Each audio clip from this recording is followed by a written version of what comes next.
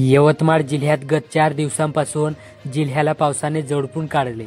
झालेल्या अतिवृष्टीने नदीकाठच्या शेत शिवारातील 19,000 हेक्टरवरील पिकांचे मोठ्या प्रमाणात नुकसान झाले. तर या अतिवृष्टीत 27 जनावरांचा मृत्यू झाला. 55 घरांची पडझड झाली. मंगळवारी दिवसभर झालेल्या पावसाने उमरखेड तालुक्यातील 2 गावांचा संपर्क तुटला, तर झरी आणि वणी तालुक्यातील काही गावांमधील वाहतूक ठप्प झाली होती. घरावर वीज कोसळल्याने विजेवर चालणारे उपकरणाचे नुकसान झाले. घराच्या पॅरापेटला असलेल्या पिलरला तडे गेले. ही घटना आर्णी तालुक्यातील लोणी येथे घडली. कळंब तालुक्यात सिमेंट रोड बांधताना नालीचे बांधकाम व्यवस्थित करण्यात आले नाही. रस्ता क्रॉस असलेल्या नालीत योग्य प्रकारे पाईप टाकण्यात आले नाही. त्यामुळे पाणी वाहून जाण्यास अडथळा निर्माण झाला.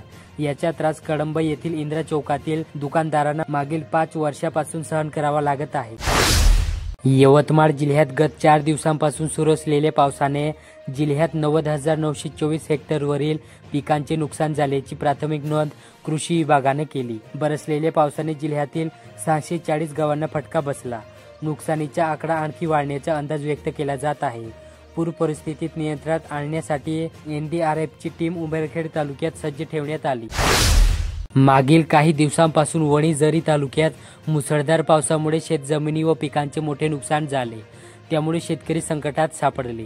दरम्यान सोमवारी वणीचे आमदार संजय देरकर यांनी झरी तालुक्यातील अनेक भागात भेटी देत बांधावर जाऊन नुकसानीची पाहणी केली. मोहदा येथील माऊली पार्कमध्ये संत नागाजी महाराजांच्या सभागृहाकरिता जागा उपलब्ध करून देण्यात यावी अशी मागणी पांढरकवडा तालुका नाभिक महामंडळाने व समाज बांधवांनी ग्रामसेवकाकडे निवेदनातून केली. वणी तालुक्यात भगवान श्रीकृष्णाच्या चित्ररथ शिवतांडव नृत्य चित्ररथाच्या माध्यमातून विठ्ठल रुक्माईचे स्मरण, गोपिकेसह श्रीकृष्णाच्या वेशभूषेतील चिमुकले, हाती घोडा पालखी, जय कन्हैया लाल की, जय श्रीराम अशा जयघोषाने रविवारी अवघी वणी नगरी दुमदुमली. निमित्त होते जय श्रीकृष्ण जन्माष्टमी समितीतर्फे आयोजित श्रीकृष्ण जन्मोत्सवानिमित्त काढण्यात आलेल्या शोभायात्रेचे. पुसद तालुक्यात राज्यातील अनुसूचित जमातीसाठी राखीव 12,530 पदांची तत्काळ पदभरती करावी. राज्यातील विविध विभागातील एकूण 85,000 रिक्त पदांची भरती पूर्ण करावी. तसेच शासनाने आदिवासी समाजातील विद्यार्थ्यांच्या हक्कासाठी ठोस धरणे जाहीर करावे.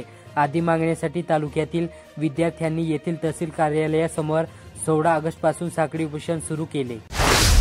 पुसद तालुक्यात शासनाने कामांची थकीत देयके अदा करावी या मागणीसाठी येथील सार्वजनिक बांधकाम विभागाच्या कार्यालयासमोर पुसद उपविभागातील कंत्राटदार संघटनेने मंगळवारी सकाळी 10 वाजता एक दिवसीय धरणे आंदोलन केले. दिग्रस तालुक्यात भारी समाज संघटनाच्या वतीने समाजातील गुणवंत विद्यार्थ्यांना गौरविण्यात आले. बुटले महाविद्यालयाचे प्राचार्य अरविंद लाडोडे यांच्या अध्यक्षतेखाली हा सोहळा पार पडला. पुसद शहरात भटक्या कुत्र्याने उच्छाद मांडला.